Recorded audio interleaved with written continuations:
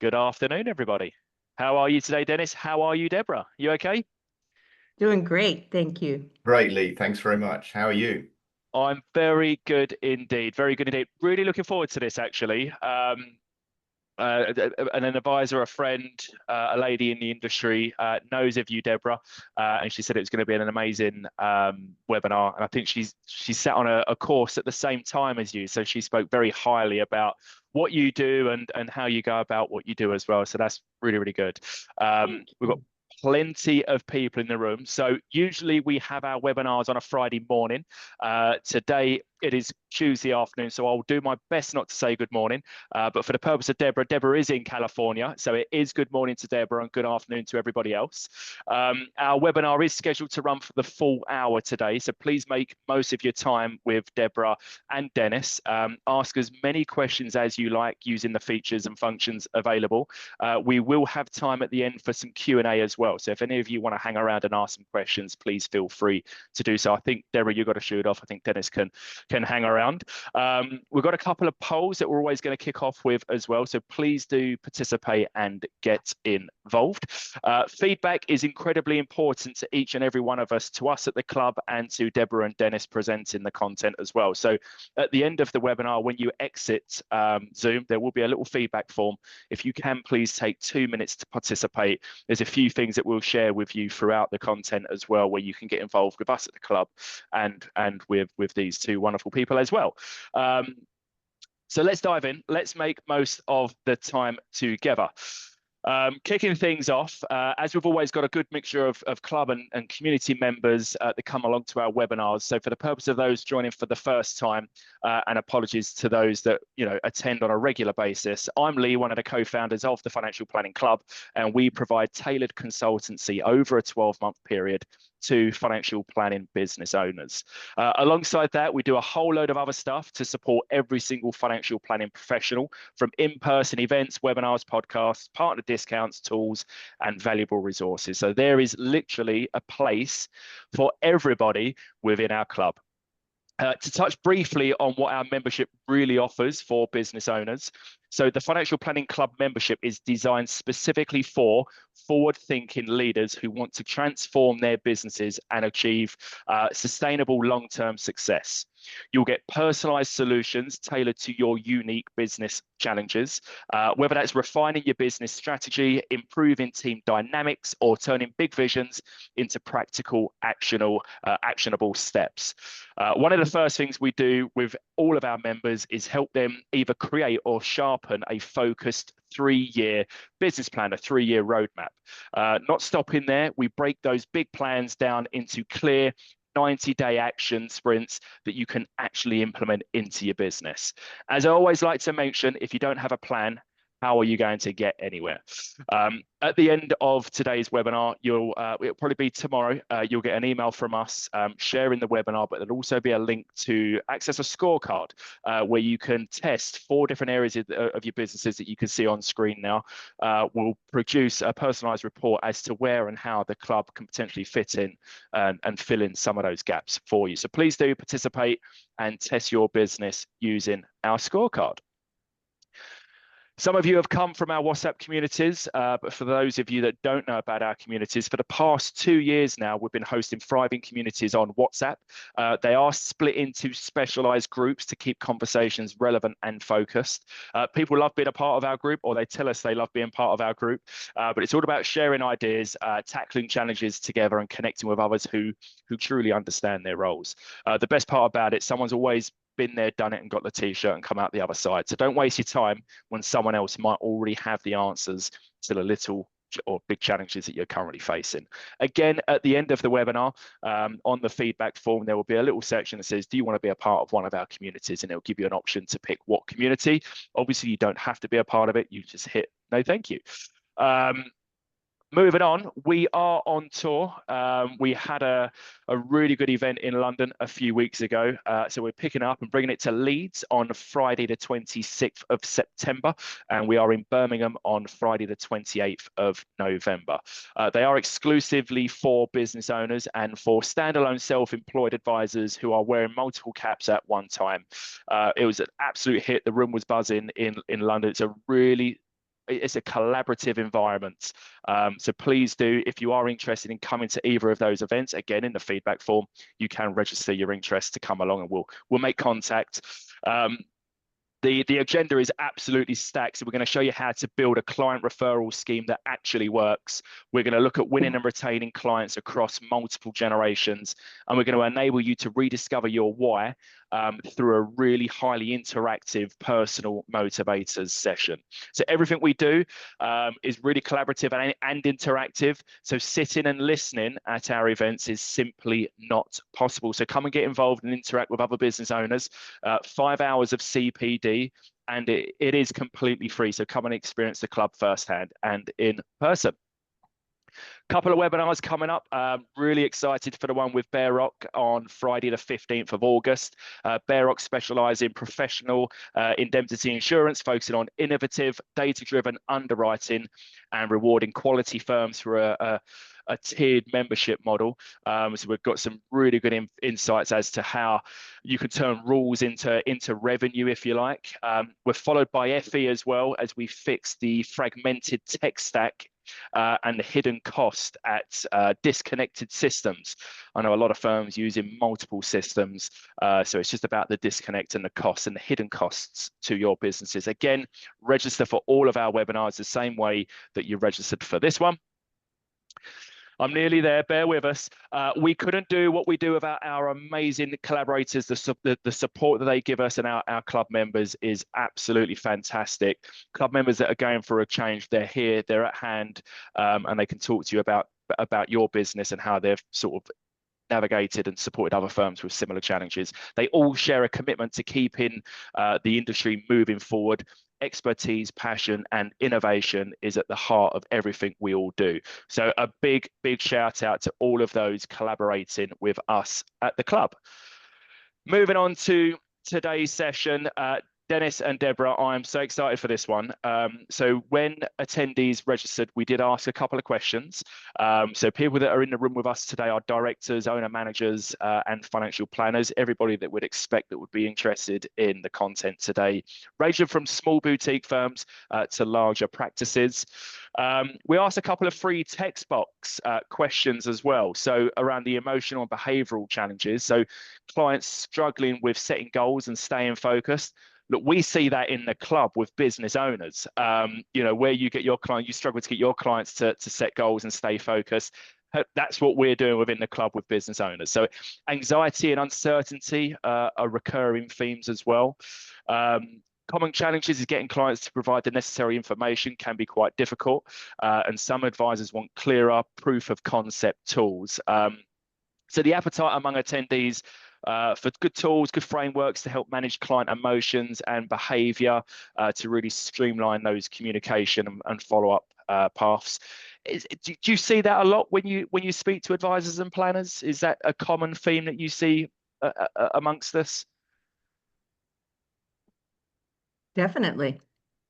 I think that we find that people, especially today, given how erratic the markets have been, that people are very anxious and they're looking for solutions and ways to not only manage it themselves, but also some of the, volatility that happens with clients and not knowing how to keep them calm necessarily. So, I think money coaching can address some of those things and give people tools about how to manage volatile times relative to client management and calming things down, especially given that anxiety and stress are a little higher than usual. Yeah, we actually have a slide on that, so we've got a technique to share with you later. And I think it's really important to say it again that money is not just a set of numbers. It's security, it's trust, it's safety, it's self-worth, it's freedom, it's status, it's control, it's all those things. And those things are not driven by logical parts of the brain. They're driven by the emotional parts of the brain and the stories we tell ourselves about what we can do and be and have with money. So if you want to help clients with that part of their story, then it's about exploring the security, self-worth, trust, and safety and power issues and stories they have. So hopefully we will give you some insights on how to do that. Absolutely. Well, let's do just that. I will stop sharing my screen. You can take over, Dennis, and share your screen. And let's kick off today's session. That'd be great. Absolutely. Okay. So here we go. I believe that's good to go, Deborah. All right. So first of all, thank you all for being here today. We appreciate your time. Uh, uh, Clear disclaimer, it's early in the morning for me. I'm not as awake as I'd like to be, but I'm going to give it my best shot, and I've got my backup buddy here. So in any case, we're here to share with you a little bit about what we do. I think that we're kind of known as the gold standard in terms of the behavioral side of money. We've been doing this now for over 25 years. We both train and coach. So we have a B2B and a B2C side to our business. And this is my life's work and my passion. I've been teaching, writing, and coaching in this field now personally for probably closer to 35 years, which tells you a little bit about how old I am. But I did start when I was 12. So, needless to say, this body of work really is a powerful way of beginning to understand and identify more of what's going on beneath the hood, so to speak, relative to your clients. And so when we talk about this is your client's brain on money, we literally mean that there are neurodynamics at play relative to money that I think are very important to understand for anybody who's in the financial services industry, regardless of what the role is. So you have the controls there, Dennis.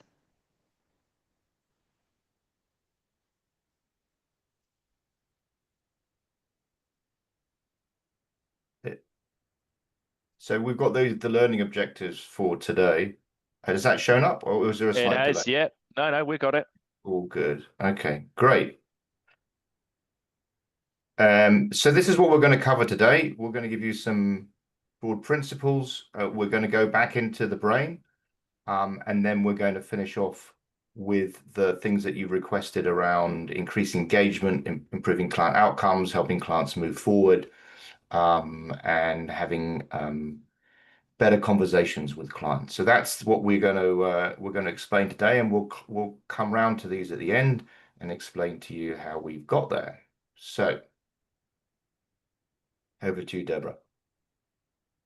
So first of all, money coaching itself is a process and methodology. So that's one of the nice things about it. Many of our coaches say that it's wonderful because they didn't have to reinvent the model. So it's already been developed for you, and it really helps to identify and name exactly what's going on with the client, what patterns, behaviors, and emotions are literally driving their decisions on a daily basis.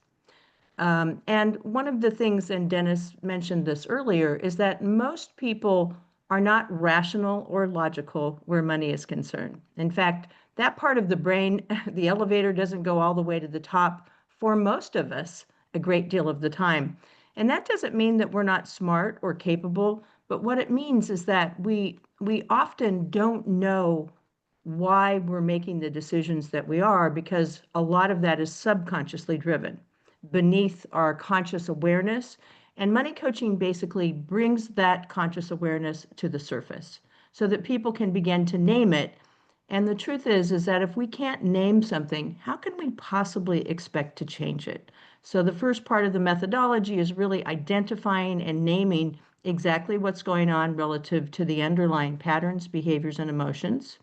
And then to begin to understand contextually, how did that occur? How did that person develop those particular behaviors? And for the most part, so many of our patterns and behaviors are hardwired in the brain even before we're 12 years old. So, and that becomes subconscious content and it gets locked down into the midbrain or the subconscious archive of the brain. And it sort of just lays in wait. And once we become older and we start to have financial responsibilities and have to figure out how to be with money, that's when those patterns usually become active. And that's probably why we see a lot of young people malfunctioning pretty early. So we need to understand what that's about in order to better support our clients. And there are some really amazing tools that you can use that can be extremely helpful. And then once we have that sort of contextual perspective and we have it mapped out in a very clear and visible way, then we can help our clients to change those patterns and behaviors and literally shift from what would be a challenging pattern or behavior into a more healthy pattern that is going to get them where they'd like to go rather than often sabotage, right? And you probably have plenty of experiences where you've done the plan. And by the way, I was a financial advisor and planner myself. So you do a great plan, you give the best advice you can, and you meet with your clients, whatever quarter or 6 months, whatever time period it is, and only to find that they're not doing the things that they said they wanted to do. Or maybe instead of saving the money for retirement, they decided to go buy a new boat or whatever the case may be. So we have tendencies to sabotage, again, that are more subconsciously driven. It's also really important to remember a child's brain is just a recording device. So those of you who have children, be careful what you say around them, and even the sort of temperature and the energy around money has a direct impact on the development of a child's brain and how they will become patterned in the future. Go ahead, Dennis. Great. So, Lee, I think we're ready for our first couple of polls. Yes. So first poll is, have you ever had clients not follow through with good advice? What do you expect? What are you seeing in the industry? How do you feel the responses you'll get from this poll, Dennis? I'm seeing the results and they stack up. I think Yeah. most people at some point have a client that can't engage with the financial planning process. And so when we look at this, people are going like, well, why can't they do it? Why can't they do it? And really, this is kind of that we a lot of the time we like we're trying to work out how to get some urgency or how to push them forward, and it's the wrong way around. Because what we should be asking ourselves is, if the need is there and the advice is good, what I need to understand is what's the block. Now, if I can explore the block with the client, then they can feel safe to move forward. Because we're dealing with a lot of uncertainty here. So it's not about how do I push my client, how do I get urgency into my client. It's about how do I understand where my client is, and how do I help them to move forward from that. So I can see the results. Is that thank you, everybody. Are they visible to everyone? Yep.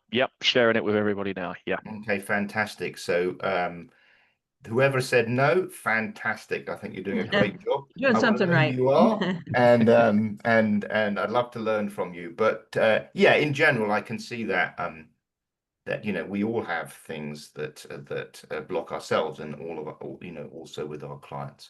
So that's great. And Lee, if you could share. Sorry, Deborah. Yeah, I just want to say something about this, is that when I was an advisor, I used to feel really badly when my clients were not taking my advice or not following through. And I thought maybe it was something I was doing wrong. And I just want to say, if you ever feel that way, please know that generally it's not you. In fact, the client doesn't even know why they're doing what they're doing. So I like to help advisors understand that it's not necessarily anything that you're doing wrong. You just may not know yet what you could do to improve the likelihood that the client will continue to follow through. And so that just requires a different lens to be able to look and communicate with your clients. But it's really not you. No. Excellent. So off the back of that as well, we're going to run another poll about, have you ever wanted to help a client but don't know how, or maybe you're reluctant to approach them? So I wonder if the one person that said no will now hit never on this one.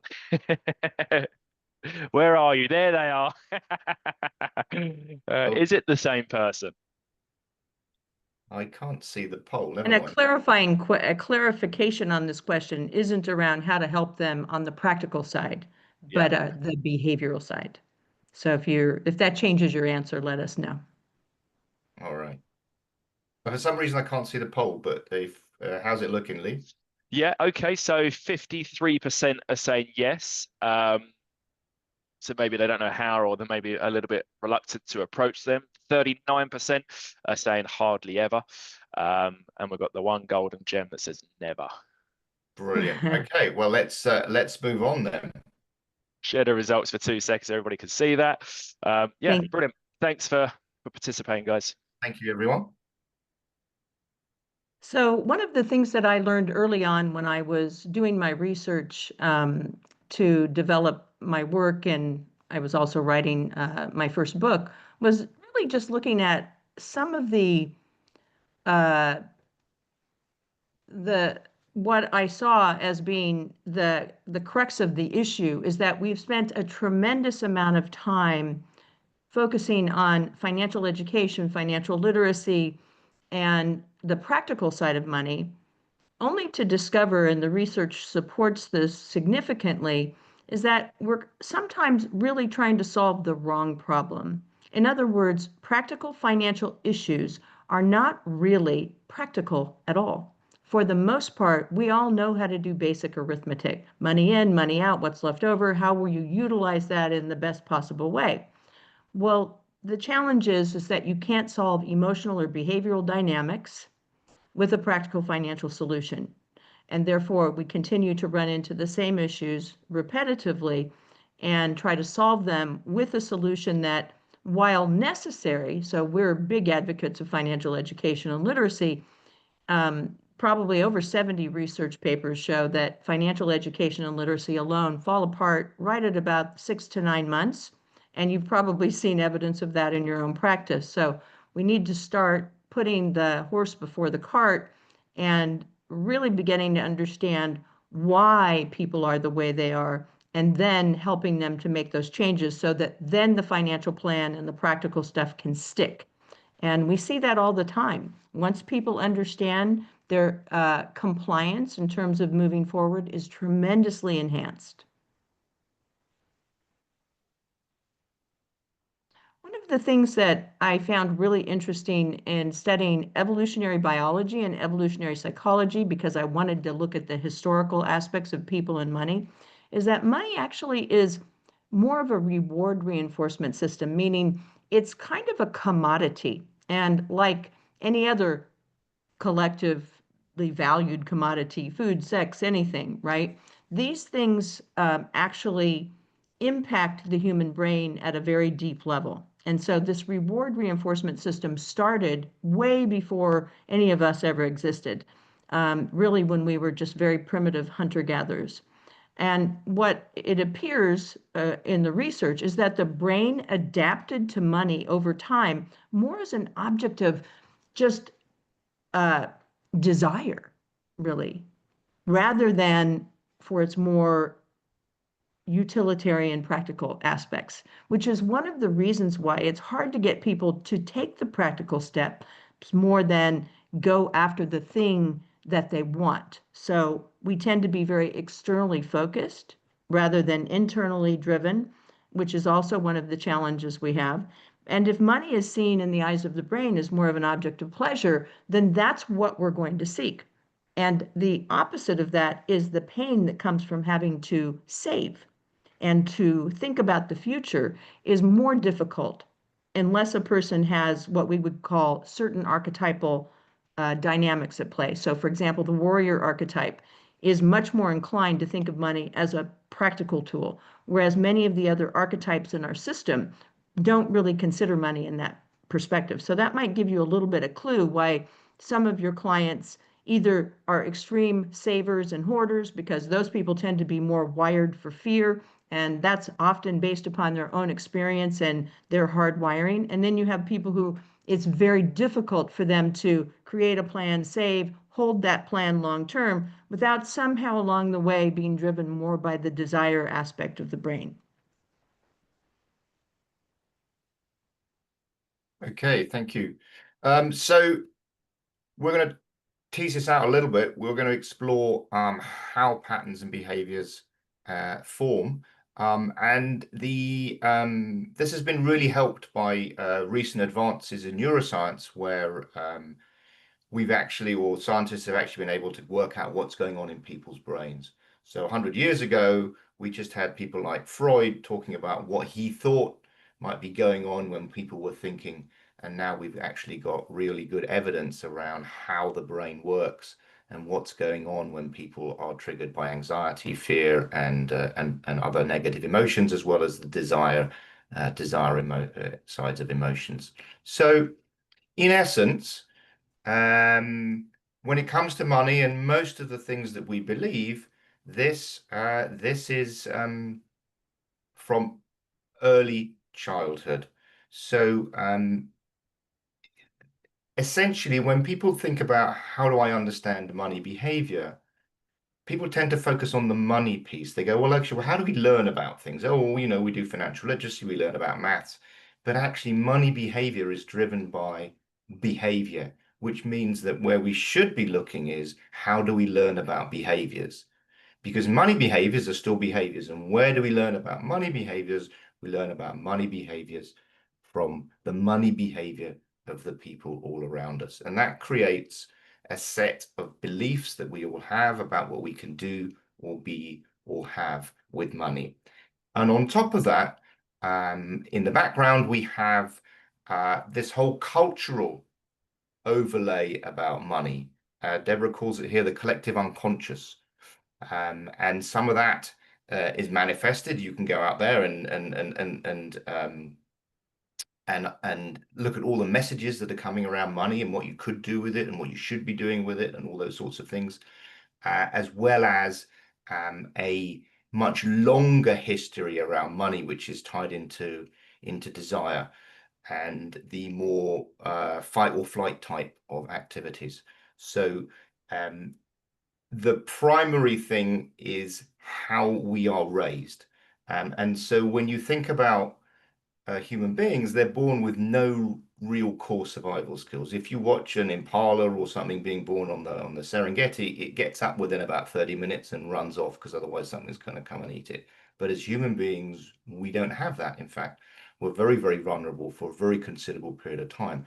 What that means is we have to learn in order to survive. And that means learning is a really important core survival process. And that's why it's powerful, it's subconscious, it's instantaneous, and it's deeply wired into us. And what are we learning from? We're learning from the environment around us as we grow up. Now, if you think about the environment around you as you grow up, as it relates to money, unfortunately, in a lot of family environments, arguments around money and financial issues are one of the biggest causes of divorce and suicide. And because money is very tied into our emotions and self-worth, then a lot of money arguments are really challenging and vicious. And it's not just about arguments. Children notice when our behavior is inconsistent. So maybe we say one thing as a parent and we do something else, or maybe we grow up in an environment where parents have different views on money. In fact, most people probably did. And you can take the same kids from the same environment, and one of them they'll all be a little bit different with money. So even within the same environment, children take different beliefs and different messages about who they can be and what they can be with money. Sure, if you all out there have brothers and sisters, I bet you at least one or two of you, all of you have a sibling that is a little bit different around money. So this is what we grow up in. We are hardwired to learn from the environment, so we can't control the behavior of the people, we can't control the process, and we can't control the environment. But because we're hardwired to learn, this gets absorbed by children, and that creates our beliefs around how we can do or be and what we can have with money. So children, infants are translating what they see and hear into unconscious rules about life, and that includes internalized messages about money. If you want to explore this with us, we love talking about this area. I'm going to move on a little bit because we haven't got much time to do it today. So this is the subconscious. This is our subconscious inheritance that is driving so many of those patterns, behaviors, and emotions. It's not what you learn in school about compounding, it's what you learn at home based on the behavior of the adults around you. And unfortunately, most of that behavior is challenging. And that's why you have intergenerational patterns that are passed down, because one generation learns how to be around money from the way their parents and they parent and they learn from their parents. So if you look at challenging environments like recessions, crashes, in the US, you had the big depression, then that will breed a set of behaviors that will get passed down from generation to generation. And it's all subconscious. So part of the other problem is that we don't have any formal education into this world. So, sorry, we don't have formal education around personal or finances. It's changing a little bit, but it still only focuses on financial literacy. Secondly, money is a core survival issue. So what that means is we can, when something's a core survival issue, you can get really fearful and triggered very, very easily without fully understanding why. Money is an unsafe or taboo subject. So when your clients are coming to you and they grew up in an environment where they were told, oh, we don't talk about money, then sitting in front of you because they've had an inheritance or they will do some planning or something can be really, really difficult for them. So when you think about, why is my client not moving forward? It could be because talking about money is really scary if you were told in all of your childhood that we don't talk about money. We don't tell anyone what goes on in this household. So don't expect that to change just because they're an adult and they're sitting in front of you and they need to talk about money. That could be really, really hard. So core money patterns and behaviors are hardwired in early childhood. We don't explore this as a society. We don't have healthy communication around money. I've asked every single client and practically everyone I've ever wanted to talk to in this space, did anyone ever show you how to understand or manage money? And the answer is always no, almost always, except for people who had parents that were so obsessed with financial literacy that they created massive trauma in their kids by trying to force them to learn about money when it wasn't appropriate or using inappropriate terms for doing that. So most of us have never been shown how to understand or manage money, and we stumble through life with this set of unconscious drivers that are motivating our behavior. And then when you move from how do I do this to why is this so hard to why can't I do this, you end up in what's wrong with me because I can't do this. I'm an adult, it's only numbers, I can't manage it, what's wrong with me? And that means that you're trapped in shame and guilt. And then that makes it really, really hard. So all of this sits in this big space, which is we don't have healthy communication around money. And so when your clients come to talk to you about money, and this is really, really important for them, they're wrestling with all of these things that are challenging. I think we've covered that a little bit. So basic biology is really important to understand. If a client feels unsafe, and that's not directly your fault, it could be just something you've asked them. They're going to move possibly into fight or flight. They're not going to go running from the room, but they're going to withdraw a little bit. And they may go, oh, yeah, sure. And they'll give you the false yes, but they won't be able to move forward because something about that experience has proved challenging for them. We have techniques for recognizing that and helping them move forward. But I think the fundamental point I want to make here is that talking about money can be difficult or challenging because it's much more than numbers.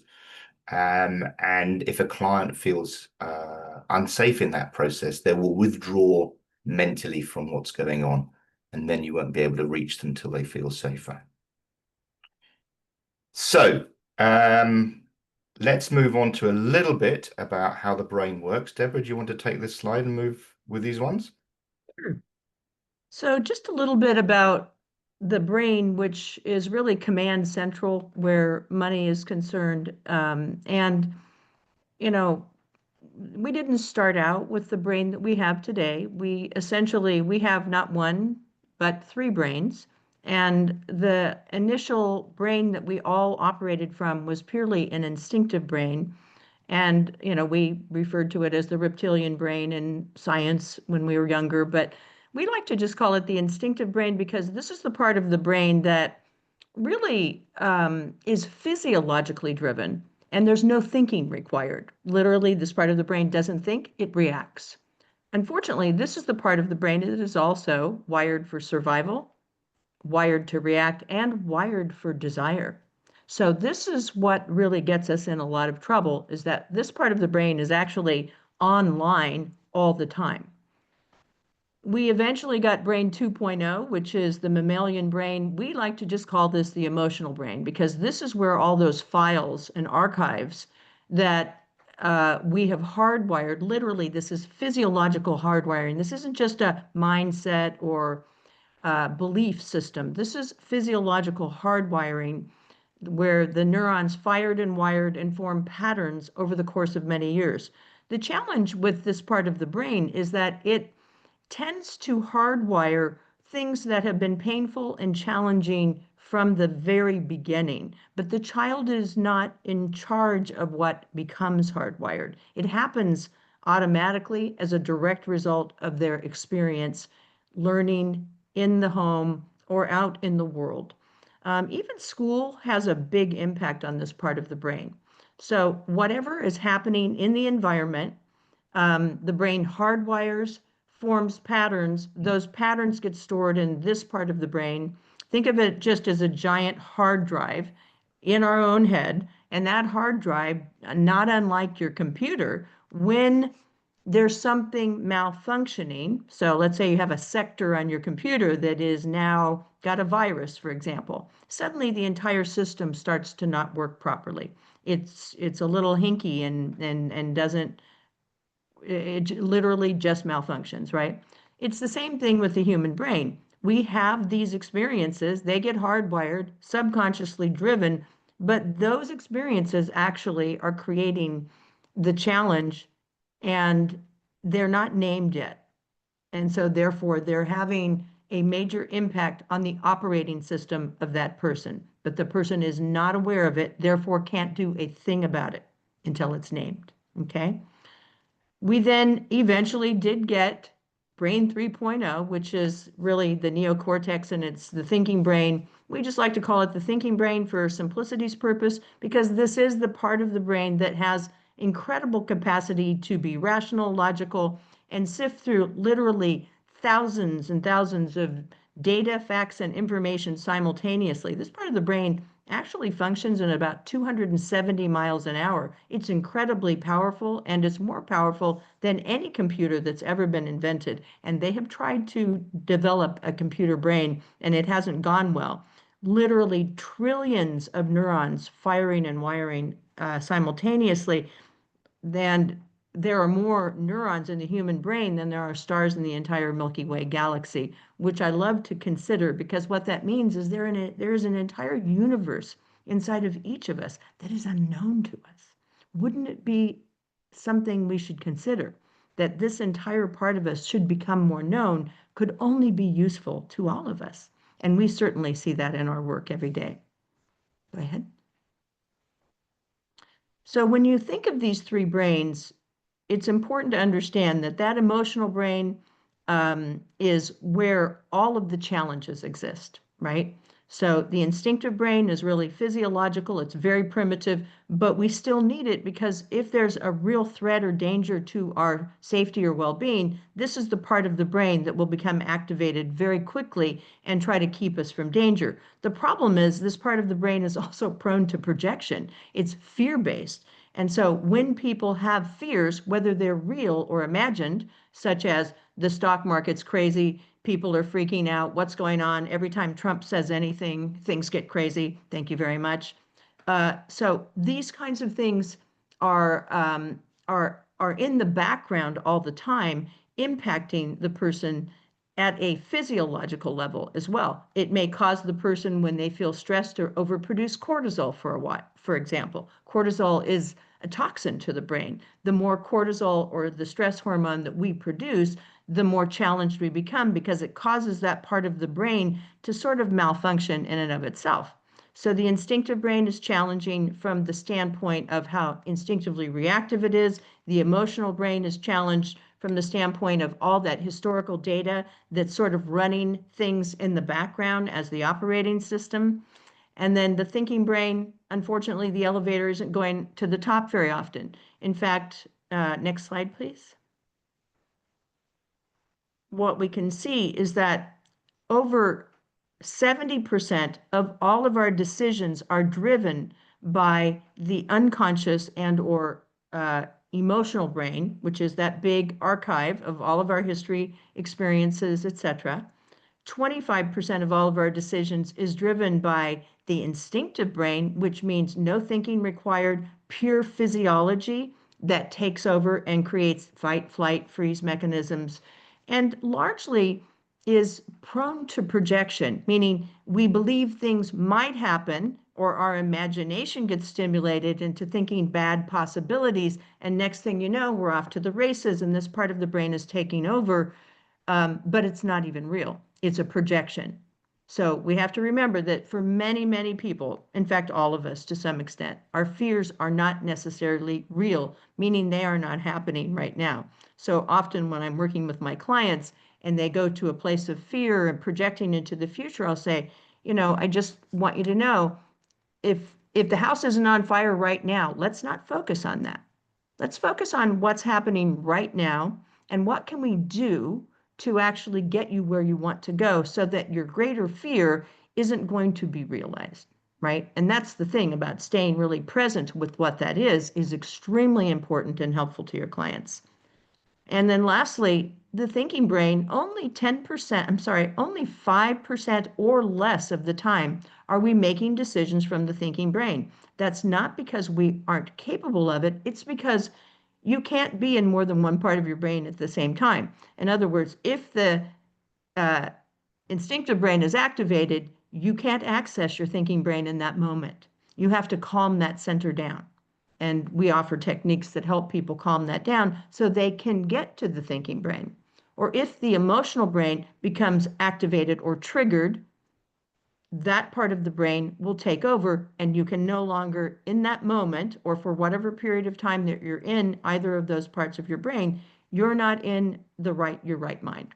So we need to help our clients understand and utilize because we can teach people how to access these parts of their brain at will. And that's a really cool thing to learn how to do.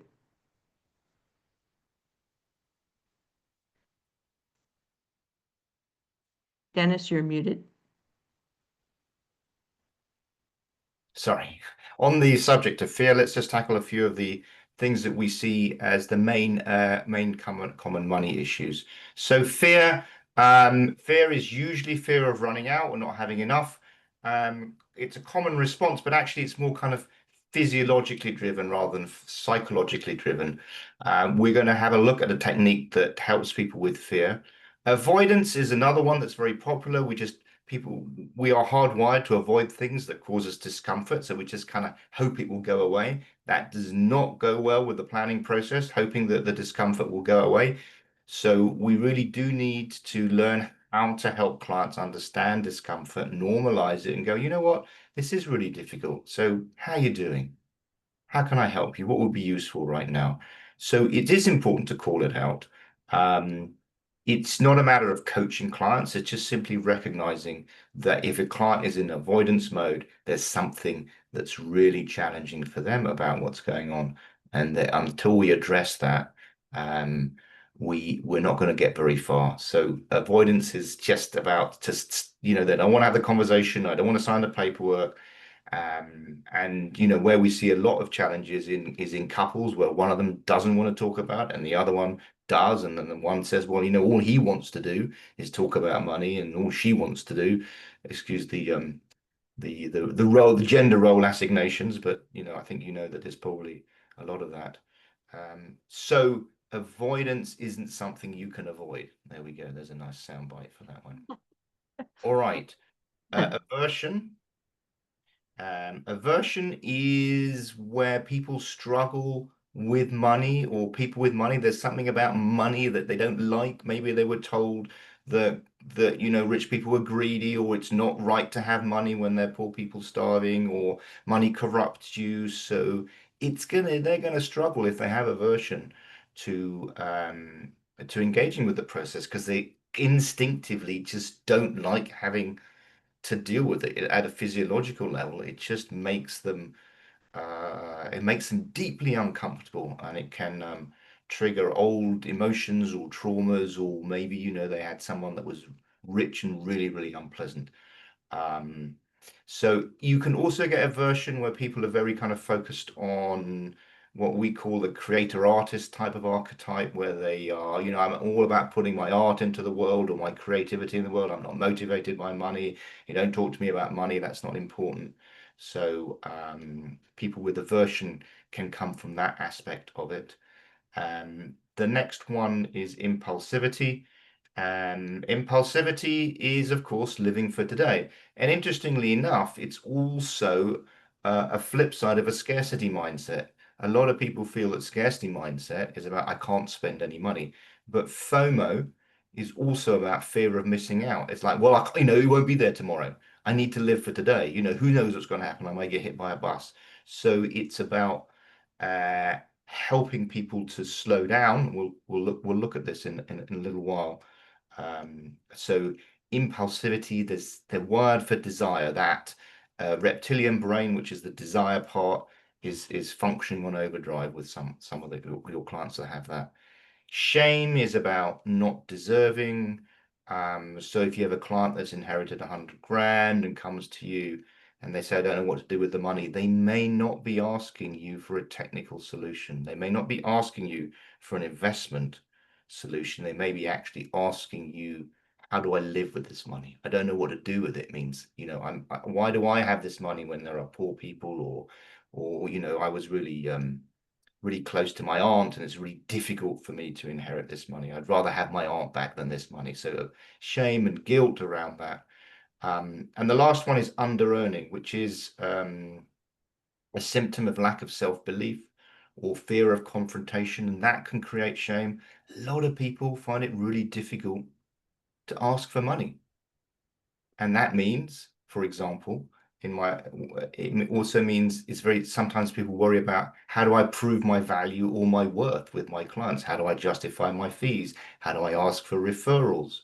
How do I ask for a greater share of wallet? All these things stem from challenges around it being difficult to ask for money, lack of self-belief or fear of confrontation. And that can produce its own shame dynamics. So we're going to cover a technique here that we teach all of our money coaches, and it's called the 3 questions process. And it's really important to acknowledge that if you sit there and you deal with numbers all day long, you've got a certain kind of psychological safety around it. It's not my money, it's numbers. I just want to talk to the money. But unfortunately, there's a client in the room, and that client may feel really scared and really uncomfortable. So the technique that we use is called the 3 questions. And the first question is, what is your greatest fear about this situation? So Dennis, I think we're just going to step in there, right? Because I think we've got a poll that we'd like to ask people. Absolutely. If they've ever had a client who feels stuck or who cannot move forward. And it's quite interested about what you were saying, you know, about, you know, perhaps one, you know, if you got a him and her or a partnership, one wanting to go forward and one not going, you know, not wanting to go forward. I can imagine you see that all too often as well. Well, certainly in our work, we certainly do, because both Deborah and I do couples coaching. Yeah. So, yeah. So yeah, what the numbers? Just let it fill up, but it seems to be swaying heavily towards yes. A few times, so a lot of people in the room, 70% are saying they've ever had, you know, they've had clients who feel stuck or who cannot move forward. 30% are saying hardly ever. So that's good. So Great. 75, 25 now. Okay. So just Well, this works in any situation. You could have a small child that's scared of swimming, or you know, getting on the school bus or something. So it's the same thing. It's about dealing with the core psychological fear that's happening. So what is your greatest fear? And then you sit back and you don't interrupt them. You don't say, oh, don't be ridiculous, you'll be fine. That doesn't help. If I'm telling you I'm really scared and you tell me, Lee, you don't worry, I'm really brave, am I going to feel any better about that? Well, I don't think so. No, I don't think you will. No. Or if you're saying, well, I don't know, no, if I say, well, I don't actually, we didn't talk about money growing up, and you say, don't worry, I know a lot about money. Am I going to feel any better about that? Marginally. So what is your greatest fear? And then you thank them for sharing because they've just been open with you. The second question is now, can you give me some other options of what might happen instead? And the client will go, well, maybe I won't lose all of my money, or maybe this could happen, or maybe I could think of a way to plug the gap. And then question 3 is, what do you hope will happen? And It's what we've important done to here, know we also, carry on. it's important to know that as a result of doing this process, you're actually giving your client a tour of their own human brain, Right. because the first question really is being answered from the instinctive brain. The second question forces them to go into the deep archive of history because there's probably solutions in there somewhere. Now, we don't physically go in there and go, okay, we're going to open this part of the brain. The brain does this automatically. So the second question actually starts to move them into the emotional brain. And then by the time you ask the third question, they're in their right mind. They're actually in their thinking brain, because you can't source for hope from any other place than your thinking brain.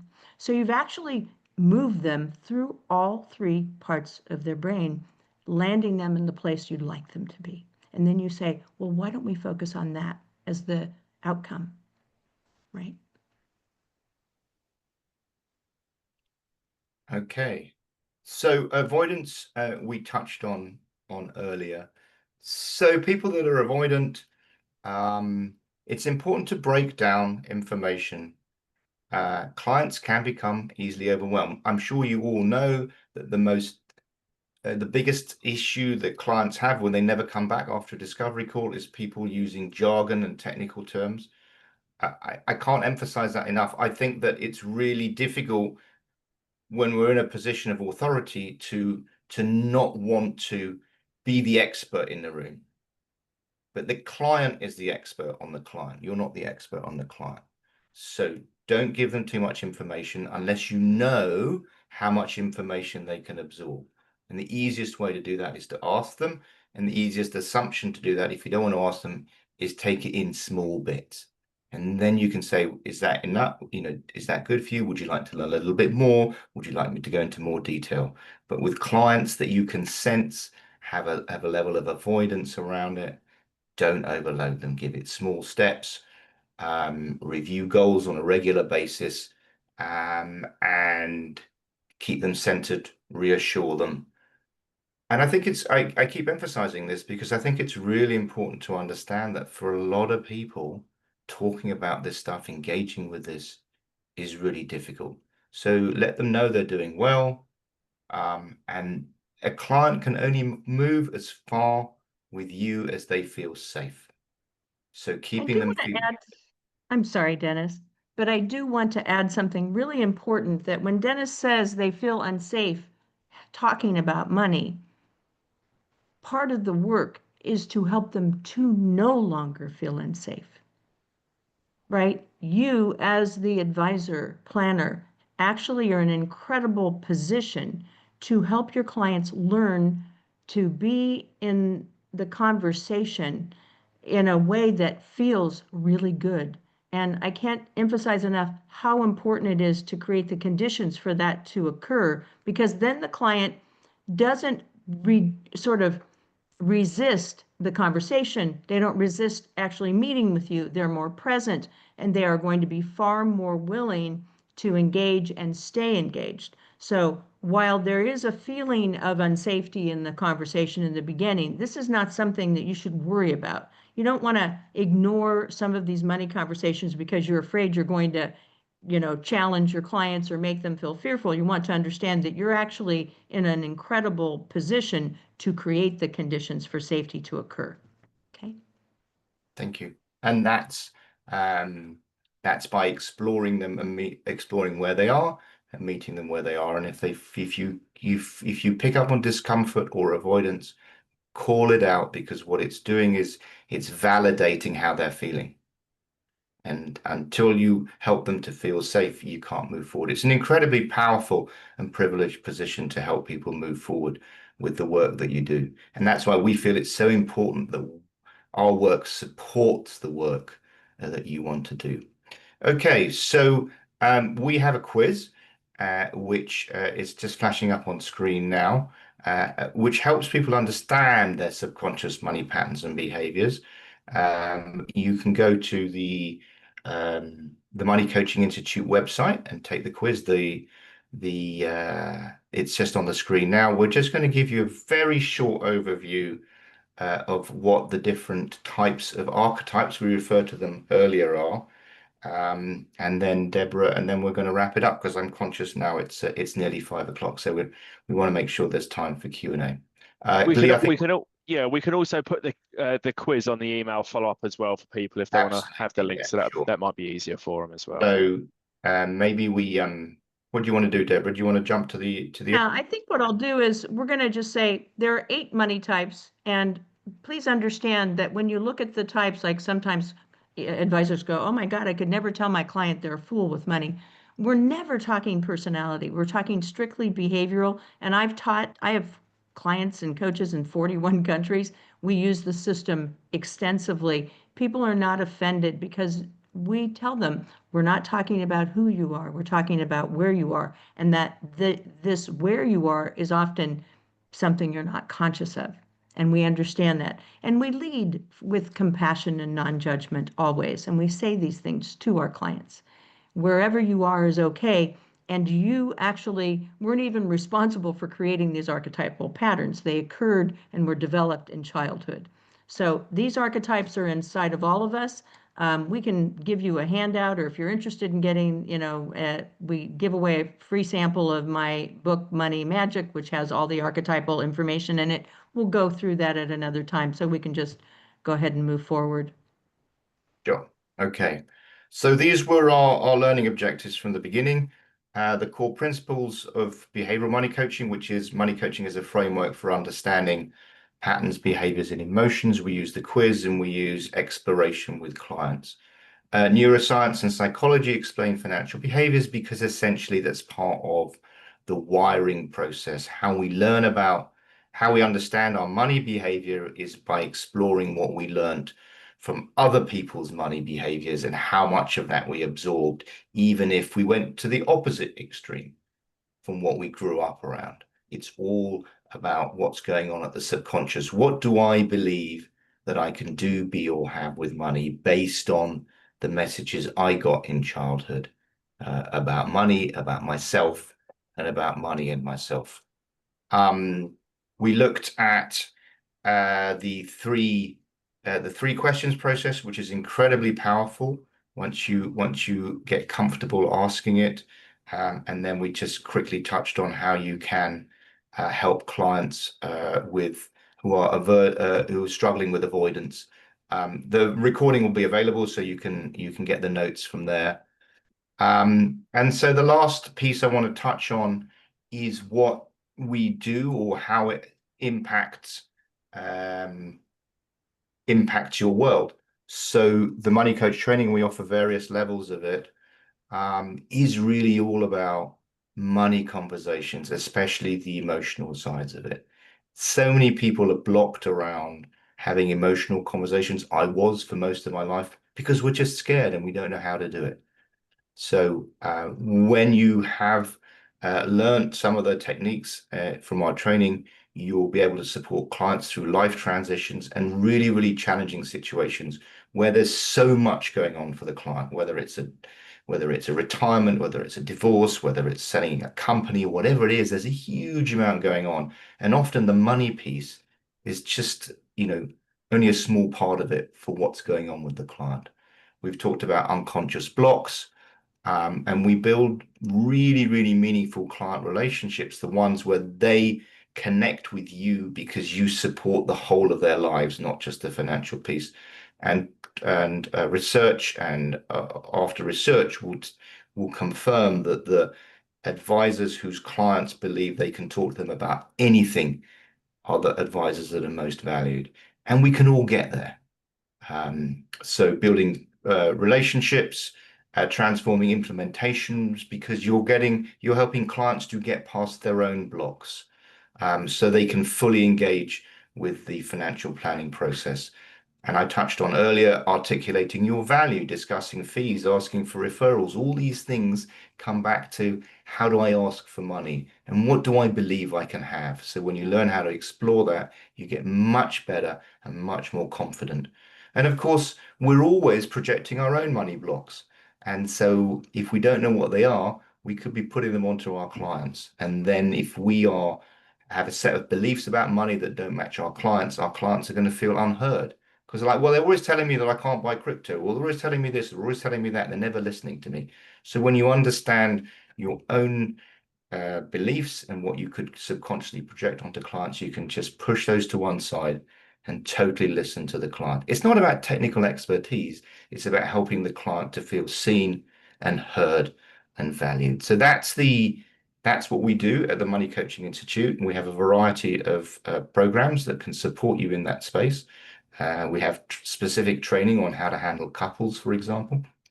So we very much hope that this has been useful for you. If you want to get hold of us, we have the Money Coaching Institute website on the top there. You can connect with Deborah on LinkedIn, or if you just hold your phone up to the QR code, you can connect with me on LinkedIn. So thank you so much for your time. We've just about finished, and now we're going to throw it open for Q&A. 5 o'clock on the dot. Well done, guys. That was good. I know you had a lot of content you wanted to get through. So thank you very much for sharing it with the audience. If anybody's got any questions that they'd like to fire away, now is your time. Use this time to your advantage and ask the experts if you like. Any questions or anything that stood out to you during that? We love questions. We love questions. Yeah, absolutely. If not, appreciate you all joining us this afternoon and attending another one of our webinars. Again, you will receive a link to complete your CPD certificate as well. We have a question, Rob. Thanks for joining us, Rob. I'd like to take a walk with my clients at the start of a meeting.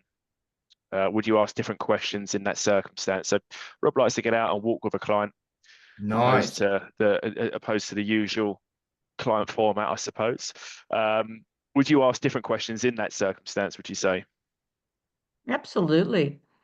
Because one thing that's always interesting to notice is that at a psychological level, whenever you change the environment, you can change the context of the conversation along with that.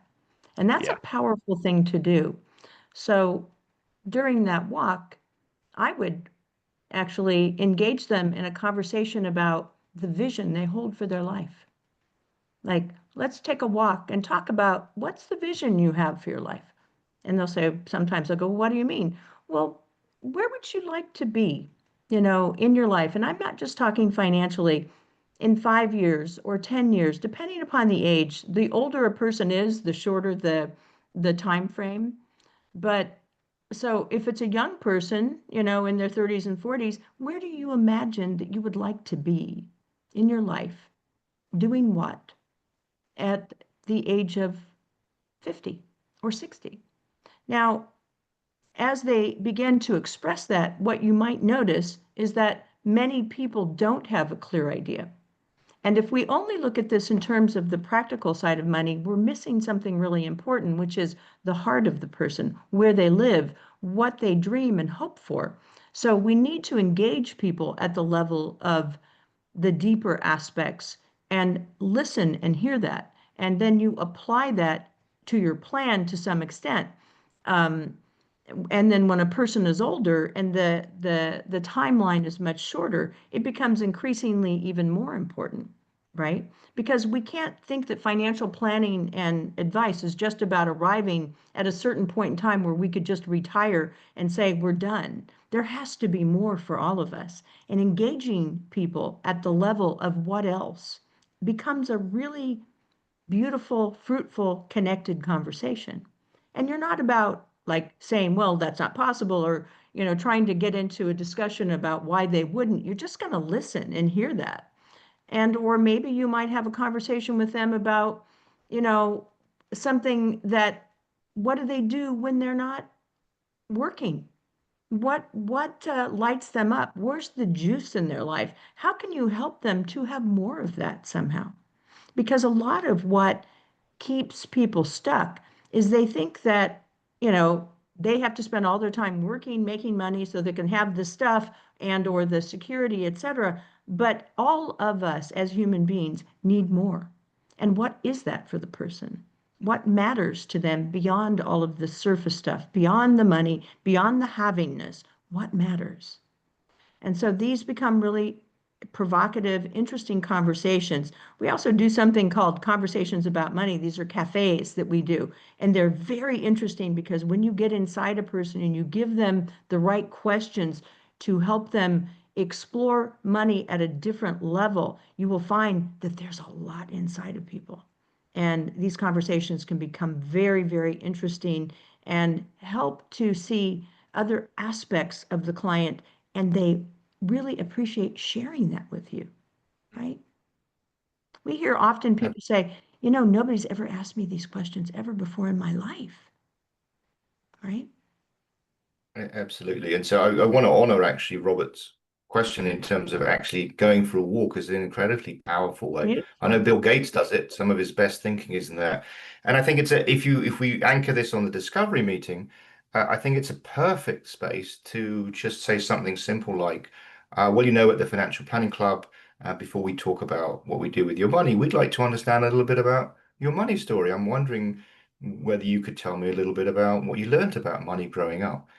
And that simple process, that simple question allows the client to talk about the things they learned about money. And it's going to give you a little clue about their money beliefs because their money beliefs, what they grew up around, what they were told, their money beliefs will drive how they spend and save and invest. So just that simple question, tell me a little bit about what you learned about money growing up. And then you don't have to fix anything. You just explore it with them and go, oh, wow, that's really powerful. And if a client says to you, well, we never talked about money growing up, that's going to give you a clue as to whether or not this could actually be really hard for them. So just go on a little journey of exploration with your clients around what they know about money, what they believe about money, because that's going to drive all of your work together. So thank you for that great question. Yeah, that's excellent. And even your responses, they're so transferable, aren't they, as well? Even outside of wealth, you can use these in so many different scenarios, can't you? Totally.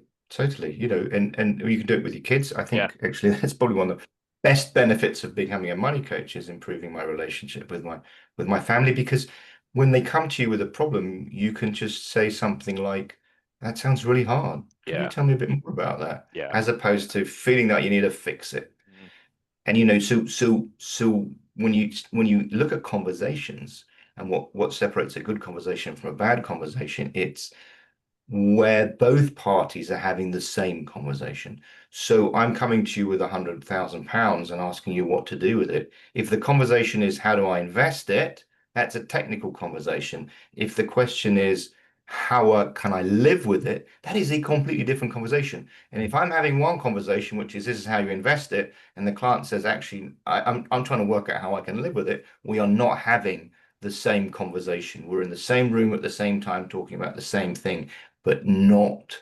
coordinated at all around the conversation. So tell me more about that is one of those classic things. And just explore it. That's how clients feel heard because you've asked them to talk about themselves and used their own language. They're the experts on themselves. They don't know about investments, but they do know about themselves. So when you go and explore who they are, they can talk about themselves, which most people like to do because it gives you dopamine. It floods the pleasure centers, and also they're an expert on it, and they feel like you're really interested. Just don't keep talking about yourself in the process. Just keep Yeah. exploring who they are and what they want to achieve.